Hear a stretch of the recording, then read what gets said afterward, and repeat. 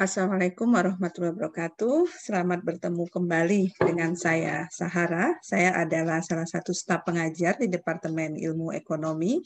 Pada hari ini saya akan menyampaikan materi terkait ekonomi regional dan perkotaan dengan topik struktur spasial dari wilayah perkotaan.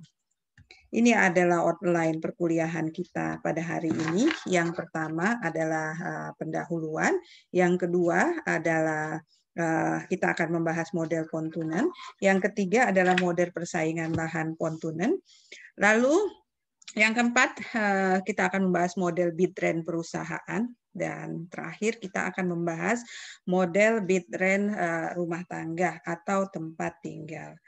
Nah, pada bab sebelumnya, untuk review ya, kita sudah mengetahui pola spasial dari aktivitas dan investasi di suatu wilayah. Dan kalau Anda ingat bahwa perusahaan-perusahaan berlokasi di wilayah tertentu, sehingga konsentrasi spasial dari investasi itu akan berpusat di wilayah tersebut, dan nanti akan mendorong pertumbuhan wilayah perkotaan. Dan demikian juga dengan sistem hierarki di wilayah perkotaan itu akan berkembang sedemikian rupa. Nah, pertanyaan selanjutnya adalah bagaimana masyarakat dan aktivitas itu sekarang terdistribusi di dalam suatu wilayah perkotaan. Nah, untuk menjawab pertanyaan ini bisa dijawab dengan membahas penggunaan lahan di perkotaan. Jadi kita melihat mengapa masyarakat atau aktivitas perekonomian menempati lahan di suatu lokasi tertentu di wilayah dan di sekitar perkotaan. Nah, kita akan membahas hubungan antara lokasi dan sewa atau harga lahan dengan menggunakan model Pontunen dan menggunakan bid-rent model. Sebelum kita ke model Pontunen, Anda untuk membahas pasar lahan, sebenarnya pasar lahan kan sudah Anda pelajari di mata kuliah mikroekonomi, yaitu di bab terkait dengan land market atau pasar lahan ya. Di situ kalau Anda ingat, Ricardo mengasumsikan bahwa sewa lahan itu merupakan residual. Residual itu artinya apa? Bahwa biaya lahan itu merupakan pengurangan dari total revenue dikurangi biaya input non lahan dikurangi biaya transportasi. Ya, itu sisanya itu adalah sewa yang dibayarkan untuk lahan. Lalu Ricardo juga mengatakan bahwa lahan itu akan dialokasikan ya penggunaannya pada kegiatan atau aktivitas yang menawarkan sewa tertinggi atau kegiatan atau aktivitas yang menguntungkan.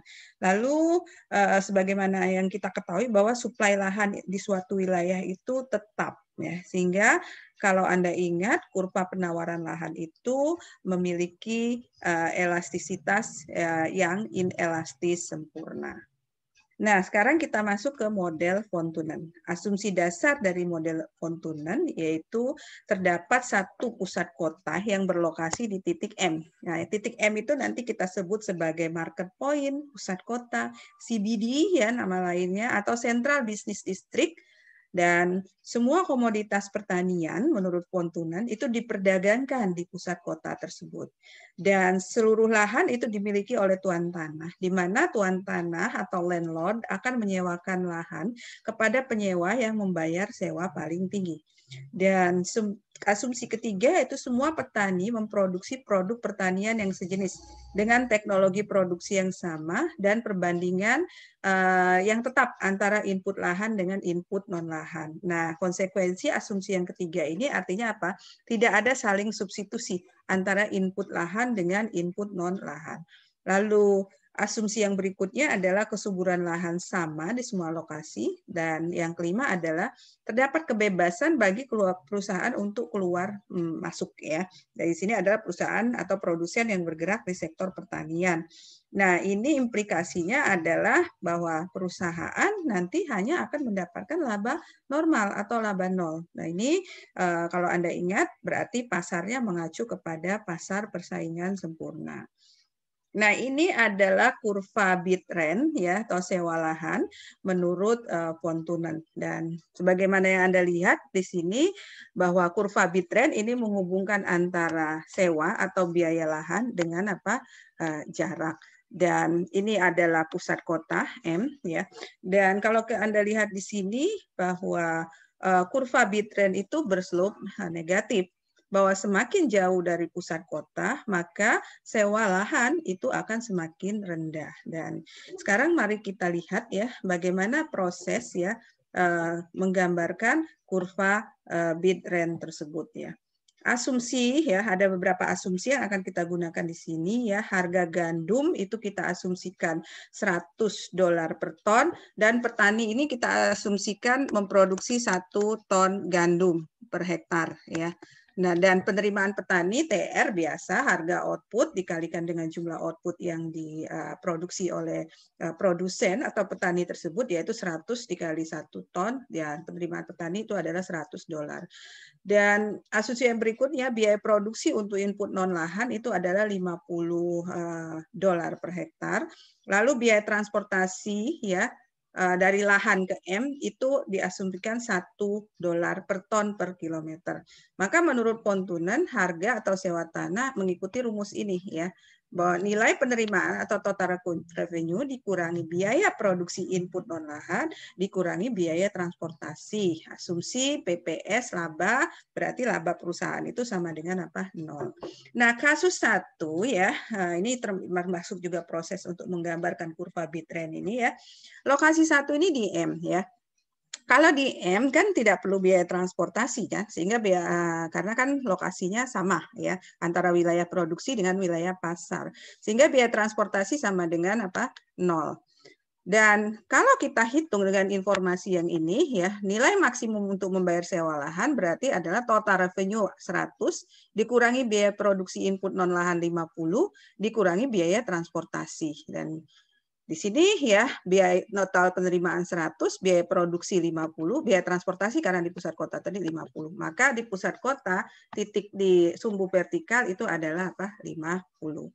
Nah, kasus 2, kalau lokasi 20 km dari M, maka biaya transportasi sudah ada. Tadi ingat biaya transportasi itu $1 per ton per kilometer. Berarti kalau jaraknya 20 km dari M, biaya transportasi itu adalah $20. Maka nilai maksimum untuk membayar sewa lahan sama seperti tadi, 100 dikurangi 50 dikurangi 20. Maka di 20 ini ya titiknya ya di 20 ini maka sumbu vertikal ya pembayaran sewa lahan itu adalah $30. Kasus 3 yaitu lokasi 50 km dari M, biaya transportasi ya 50 sekarang. Maka kalau Anda gunakan rumus, masukkan ke rumus ini informasi tadi, di jarak 50 km ini sewa lahan itu sama dengan 0. Nah, dari sini kesimpulannya apa? Jangkauan wilayah perkotaan atau batas pasar pada kasus ini adalah 50 km. Nah, pertanyaan selanjutnya apakah jangkauan perkotaan atau wilayah pasar tersebut bisa berubah? Bisa jawabannya, yaitu tergantung kepada apa harga output dan biaya apa transportasi. Sekarang kita lihat bagaimana pengaruh harga output terhadap batas atau jangkauan apa pasar atau jangkauan suatu perkotaan. Sekarang kita asumsikan harga gandum di pasar naik tadi 100 menjadi 150. Penerimaan petani sekarang ketika tadi kita asumsikan dia memproduksi 1 ton gandum per hektar, 1 ton gandum per hektar maksud saya, maka penerimaannya ada 150. Biaya produksi masih sama untuk input non lahan 50, biaya transportasi kita asumsikan masih sama. Jadi yang berubah hanya adalah harga output yaitu harga gandum. Nah, sekarang kalau tadi awalnya di sini kan kurvanya, kita lihat bahwa kalau lokasi tepat di M dengan menggunakan rumus yang sama seperti yang saya jelaskan tadi, yaitu 150 dikurangi 50 ya, dikurangi 0 ya. Karena kan di M ini biaya transportasi 0. Maka nilai maksimum untuk membayar sewa lahan itu adalah apa? 100 ya. Kalau lokasi 20 km dari M, biaya transportasi 20 ya dikurangkan saja seperti tadi 150 dikurangi 50 dikurangi 20. Maka biaya sewa lahan di 20 itu sekarang adalah 80. Nah, kalau lokasi 50 km dari M, biaya transportasi itu 50 ya, sehingga nilai maksimum untuk membayar sewa lahan di 100 km di lokasi 50 km itu adalah 50. Nah, kapan sewa lahan sama dengan 0 ya, yaitu di jarak 100 km. Nah, tadi kan Anda lihat jangkauan kota 50 km, sekarang ketika terjadi kenaikan harga output, jangkauan kota atau jangkauan pasar itu menjadi lebih luas, yaitu menjadi 100 km. Nah, kesimpulannya apa? Kenaikan harga output menggeser kurva land rent sejajar ke atas ya, sejajar ke atas dan meningkatkan batas pasar atau batas kota. Sekarang kita lihat faktor kedua, yaitu perubahan biaya transportasi. Bagaimana perubahan biaya transportasi ini merubah ya jangkauan atau wilayah pasar.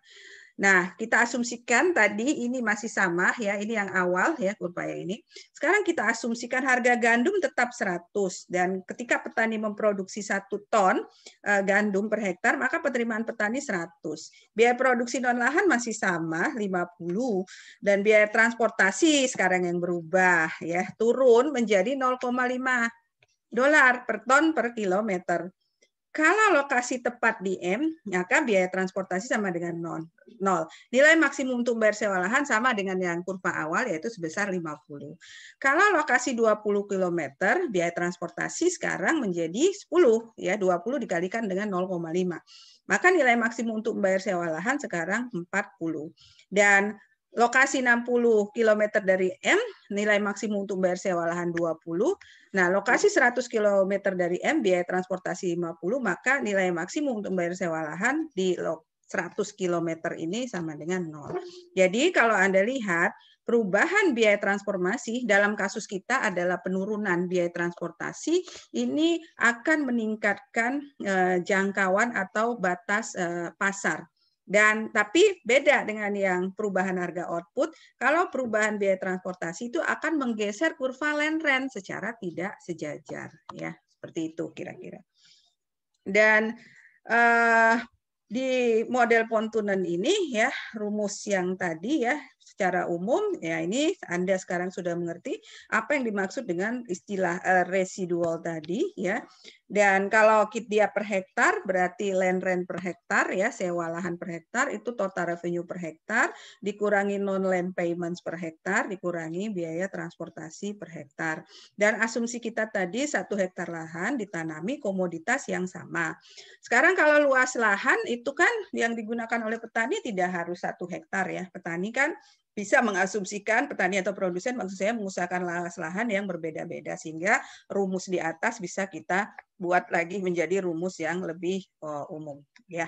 Dan slope kurva Bitrend Pontonen tadi itu dilambangkan dengan min T per S yang menggambarkan perubahan sewa per unit area, di mana semakin jauh jarak dari pusat kota itu akan dikompensasi dengan biaya sewa yang semakin murah. Kenapa? Karena tadi semakin jauh dari pusat kota ada biaya transportasi yang harus dikeluarkan ya untuk menuju pasar atau pusat kota tersebut. Nah, sekarang bagaimana tadi kita asumsikan ya lahan itu hanya ditanami gandum. Sekarang bagaimana kalau terjadi kompetisi dalam penggunaan lahan ya? Jika lahan ya ditanami oleh bisa ditanami dengan alternatif komoditas yang berbeda, tidak hanya gandum. Nah, kita asumsikan untuk menjawab pertanyaan terkait persaingan ini bahwa terdapat 2 produsen, petani gandum dan petani barley. Ya, barley itu sejenis biji-bijian juga ya. Ini gandum, ini barley ya kalau Anda lihat ya. Nah, biaya yang dikeluarkan untuk input non lahan sama untuk kedua komoditas yaitu 50 dolar. Nah, untuk memproduksi 1 ton gandum dan 1 ton barley itu sama-sama membutuhkan lahan sebesar 1 hektar. Nah, asumsi untuk komoditas gandum, harga 1 ton gandum itu 100 dolar. Kalau petani memproduksi 1 ton gandum, maka total revenue itu adalah 100 dolar. Biaya transportasi dari lahan ke M tadi itu adalah 1 ton per kilometer per $1 per ton per kilometer maksud saya. Lalu asumsi untuk komoditas barley ya, harga 1 ton barley itu lebih tinggi yaitu 150 dan sehingga total revenue ketika petani memproduksi 1 ton barley ini adalah $150.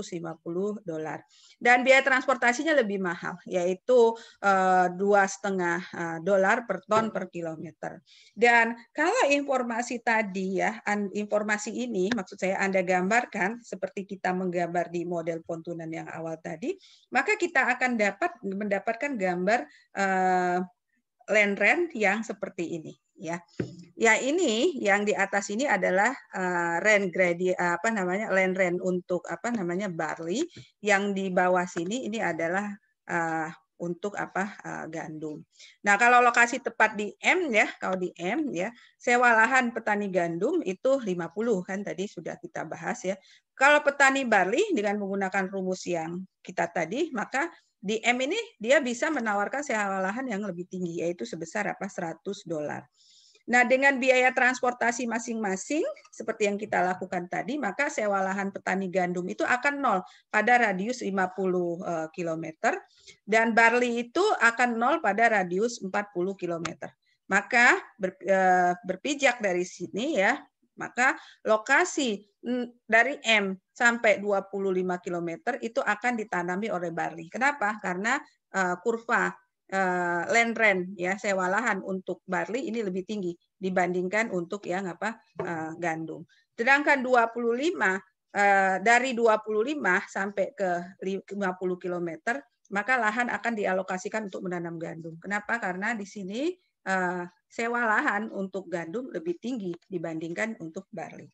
Dan kesimpulannya apa di sini bahwa kegiatan yang membutuhkan lahan dalam jumlah yang relatif luas dan nilai jualnya rendah akan cenderung terletak jauh dari pusat kota. Begitu juga sebaliknya.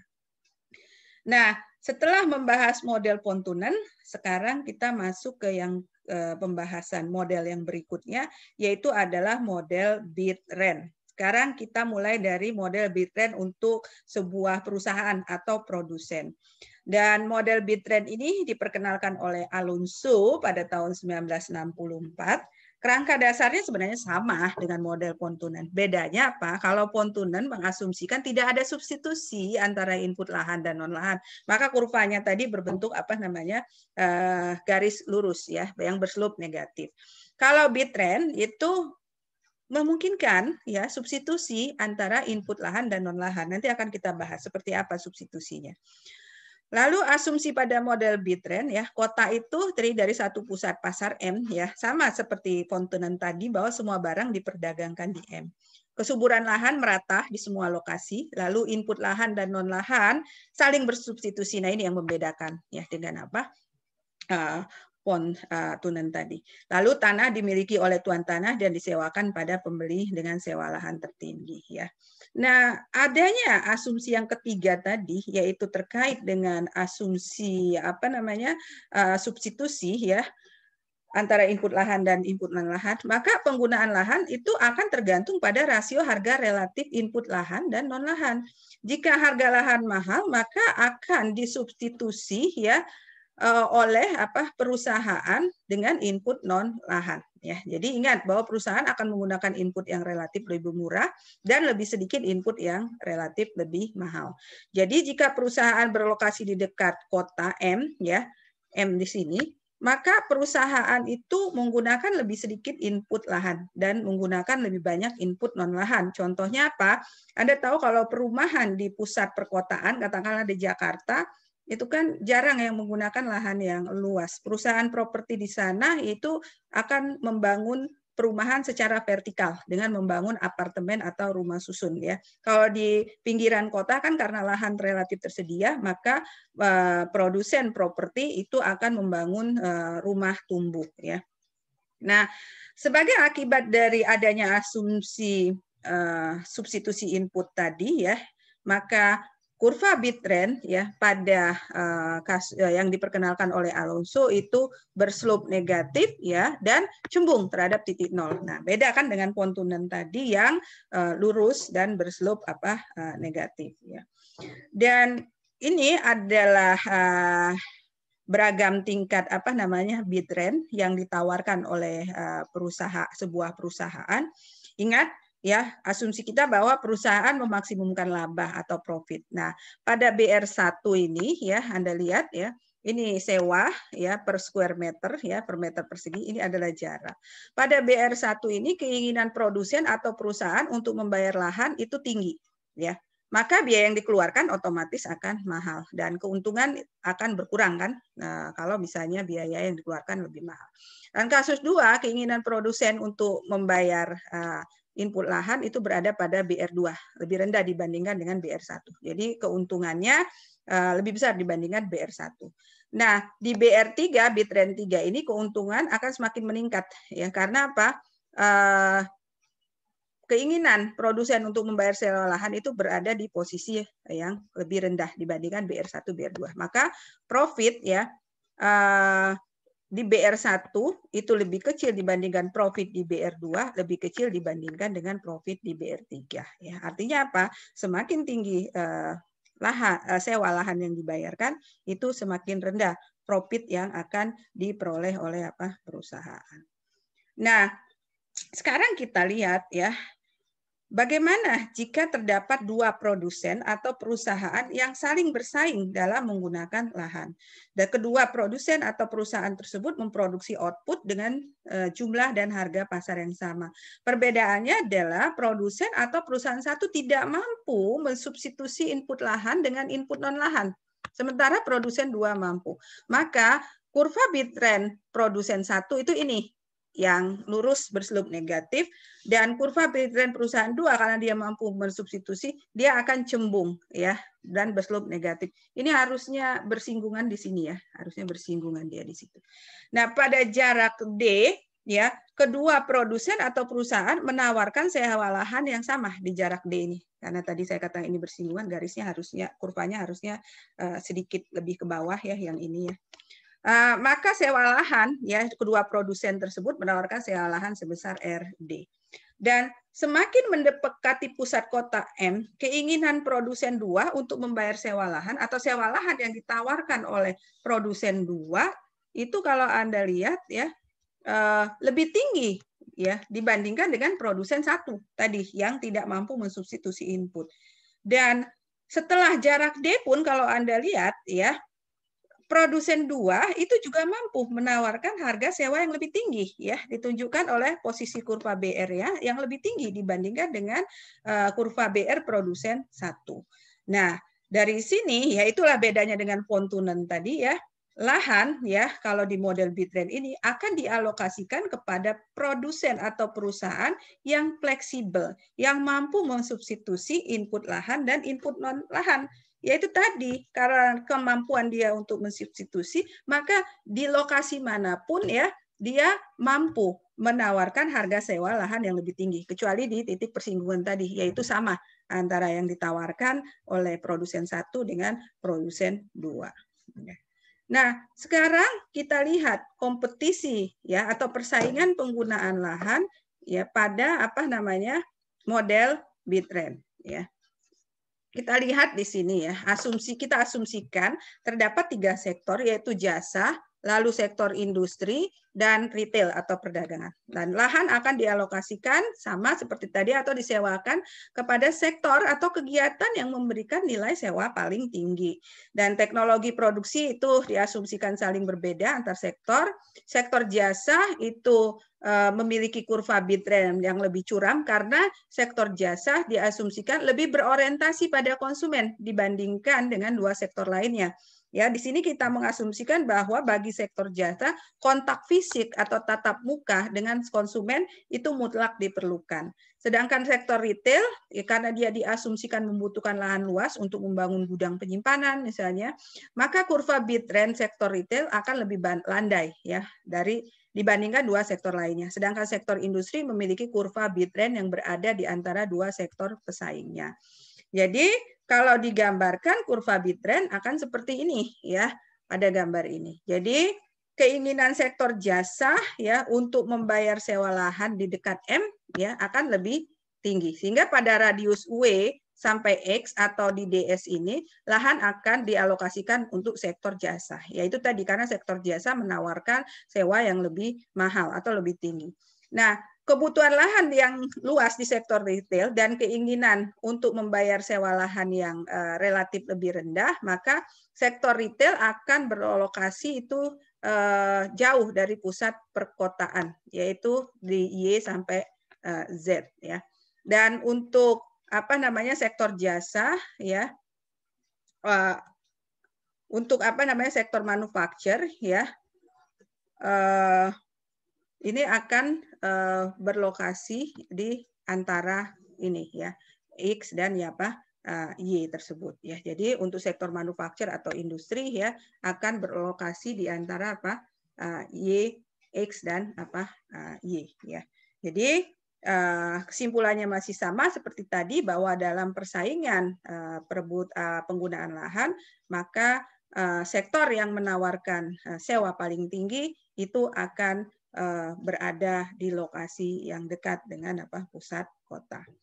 Nah, kalau tadi kita membahas BitRent di tingkat perusahaan, sekarang kita akan membahas model BitRent untuk rumah tempat tinggal ya. Nah, di sini kita mengasumsikan bahwa lahan masih sama homogen, artinya apa? Kesuburan dan kualitas lahan sama di semua lokasi, lalu suplai lahan itu tetap dan bersifat inelastis sempurna, lalu lahan dimiliki oleh landlord dan landlord menyewakan lahan kepada rumah tangga yang menawarkan sewa tertinggi. Dan kalau tadi ya, nah ini bedanya dengan perusahaan. Kalau tadi perusahaan diasumsikan memaksimumkan profit, rumah tangga tentu saja diasumsikan memaksimumkan utilitas atau kepuasan dari apa? Dari mengkonsumsi lahan ya dan non lahan dengan kendala anggaran. Dan kita asumsikan ya di model, karena ini model BitRent, maka lahan non lahan maksud saya itu saling bersubstitusi sehingga kurva BitRent ya untuk perumahan tempat tinggal yaitu berbentuk cembung terhadap titik asal. Nah, ini kalau kita gambarkan BitRent untuk rumah tangga ini masih sama sewa ya, jadi yang menggambarkan hubungan antara sewa dengan jarak. Dan pusat kota ya masih sama yaitu di titik M ya, dan rumah tangga diasumsikan bekerja di area CBD atau di area M tersebut ya. Nah, sebagai pekerja tentu saja rumah tangga akan memilih lokasi tempat tinggal di suatu tempat tertentu dan pada hari kerja mereka melakukan perjalanan dari rumah menuju CBD. Nah, dengan tentu saja kalau semakin jauh semakin besar biaya transportasi yang dikeluarkan oleh rumah tangga untuk menuju pusat kota tersebut. Dan biaya transportasi itu diasumsikan sebesar T per kilometer. Dan kemiringan BitRent itu sama T per S ya, berarti semakin menjauh M sewa lahan akan semakin murah dan rumah tangga memaksimumkan utility dari konsumsi lahan dan non lahan. Semakin tinggi sewa lahan yang dibayarkan oleh rumah tangga, misalnya yang ditunjukkan oleh BR1, maka kepuasan yang diperoleh semakin rendah. Di BR2 sewa lahan yang ditawarkan oleh rumah tangga semakin murah, lebih murah maksud saya dibandingkan dengan BR1, maka utilitas di BitRent 2 itu lebih tinggi dibandingkan dengan utilitas di BitRent 1. Demikian juga dengan BR3 ya, karena keinginan untuk membayar sewa lahan di BitRent 3 ini paling rendah dibandingkan dengan BR1, BR2, maka utilitas di BR3 itu lebih tinggi dan bisa kita tuliskan seperti ini. Nah, bagaimana sekarang persaingan lahan ya di antara kelompok rumah tangga. Jika semua rumah tangga kan tadi kita anggap homogen dalam hal pendapatan dan preferensi konsumsi lahan dan non lahan, maka kurva BitRent akan sama. Faktanya ya, pendapatan rumah tangga itu berbeda loh. Karena apa? Upah yang diterima oleh rumah tangga itu tergantung dengan skill, keahlian dan education level ya.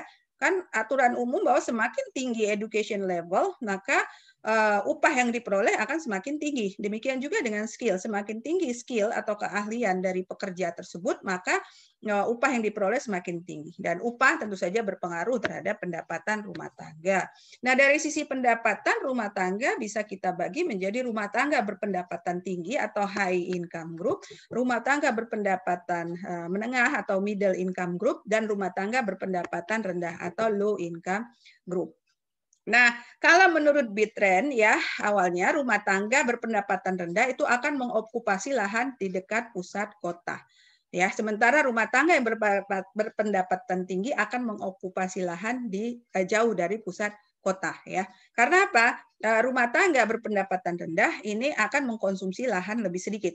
Dan bagi rumah tangga yang berpendapatan tinggi, dia semakin mampu ya untuk menyewa atau mengokupasi lahan dengan luasan yang lebih luas ya. Jadi semakin luas lokasi yang mampu disewa oleh rumah tangga yang berpendapatan tinggi.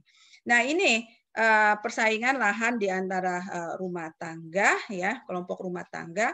Kelompok rumah tangga berpendapatan rendah ini akan mengokupasi lahan ya di sekitar NO ya. Dia kurvanya cenderung lebih curam dibandingkan dengan dua kelompok rumah tangga lainnya. Sedangkan kelompok rumah tangga berpendapatan menengah itu akan mengokupasi lahan di lokasi OP ya, OP. Sedangkan kelompok rumah tangga berpendapatan tinggi ya akan mengokupasi lahan di lokasi PQ. Jadi dia memiliki luas lahan, dia memiliki kurva Bitren yang lebih landai dibandingkan dengan dua kelompok rumah tangga lainnya. Nah, bagaimana jika high income itu dibagi menjadi dua ya? Jadi kelompok yang berpendapatan tinggi kita bagi menjadi dua. Yang pertama adalah kelompok older people di posisi manajemen senior ya. Jadi dia mendapatkan gaji yang tinggi ya karena posisinya sudah di manajemen senior, relatif berusia lebih tua ya. Dan dia kelompok ini sudah memiliki keluarga atau anak sehingga preferensi mereka terhadap space atau ruang itu akan tinggi. Mereka akan lebih menyukai lahan ya, tempat tinggal ya yang lahannya itu relatif lebih luas. Sehingga kurva Bitrennya di kelompok ini akan lebih landai. Lalu kelompok kedua yang high income itu yang single. Mereka orang-orang muda yang dinamis, yang memiliki gaji yang tinggi, belum berkeluarga, artinya belum memiliki tanggungan. Sehingga untuk mereka preferensi terhadap ruang atau space itu rendah. Ya, mereka nggak apa-apa tidak mengokupasi lahan yang terlalu tinggi dan mereka cenderung tinggal di apartemen di pusat kota sehingga kurva Bitren mereka akan curam. Nah, kelompok rumah tangga berpendapatan tinggi di sini akan mengokupasi lahan di sekitar M ini di DI ya. Sedangkan kelompok yang rumah tangga senior berpendapatan tinggi karena dia tadi butuh ruang yang lebih tinggi untuk keluarga, ruang yang lebih besar untuk keluarganya ya, maka dia akan cenderung mengokupasi lahan di yang jauh dari pusat kota ya. Dan untuk yang low income itu cenderung akan berada di dekat-dekat dengan pusat kota, tetapi wilayahnya di luar yang high income group tadi, biasanya mereka akan tinggal di rumah susun ya. Dan Bitren for middle income group ya itu di yang di antara ini dan ini ya, antara wilayah ini ya yang saya tunjukkan ya.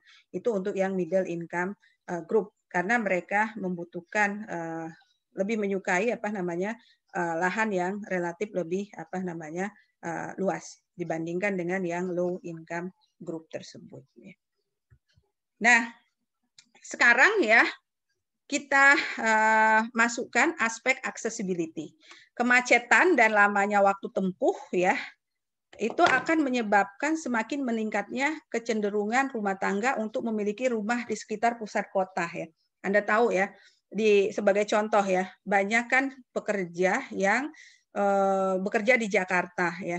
Nah, dia tinggal di Bogor misalnya. Nah, ketika dia tinggal di Bogor untuk melaju ya dari Bogor ke Jakarta itu kan sekali jalan butuh waktu 1,5 sampai 2 jam bahkan lebih kalau terjadi kemacetan. Nah, kemacetan itu akan menyebabkan mereka untuk memiliki rumah di sekitar pusat kota sehingga akan mengurangi waktu tempuh mereka. Dalam hal ini elastisitas income terhadap aksesibilitas itu lebih besar daripada elastisitas income terhadap ruang. Jadi mereka ya 3 kelompok rumah tangga ini akan berlomba-lomba untuk mendapatkan lahan atau untuk bertempat tinggal di dekat pusat kota atau di M ya. Dan tentu saja persaingan perebutan wilayah di pusat kota akan dimenangkan oleh rumah tangga berpendapatan tinggi karena mereka mampu menawarkan sewa lahan yang lebih tinggi. Di sini kelompok rumah tangga berpendapatan tinggi akan mengokupasi lahan di sekitar DL, yang berpendapatan menengah ini akan antara DH dan DM ya. Lalu kelompok berpendapatan rendah itu akan mengokupasi lahan di batas akhir DM dikurangi DL tersebut ya, jauh dari pusat kota. Dan ini fenomena ini terjadi di Jakarta ya. Anda lihat kan yang berpendapatan tinggi itu cenderung berada di pusat kota, agak jauh sedikit itu kelompok rumah tangga yang berpendapatan menengah, dan di sekitar Bogor ya dan sekitarnya itu kan itu banyak rumah tangga yang berpendapatan rendah yang bekerja di Jakarta. Kalau yang ini, yang kelompok high income dibagi menjadi 2, itu fenomena ini banyak terjadi di kota-kota besar di dunia seperti New York, Paris ya, dan juga Tokyo ya, di mana high income group itu tinggal di dekat pusat kota, sementara older high income group itu cenderung berlokasi di pinggiran kota. Baik, saya kira itu saja yang dapat saya sampaikan hari ini ya. Saya tutup dengan ucapan Assalamualaikum warahmatullahi wabarakatuh. Sampai bertemu kembali di materi yang berikutnya.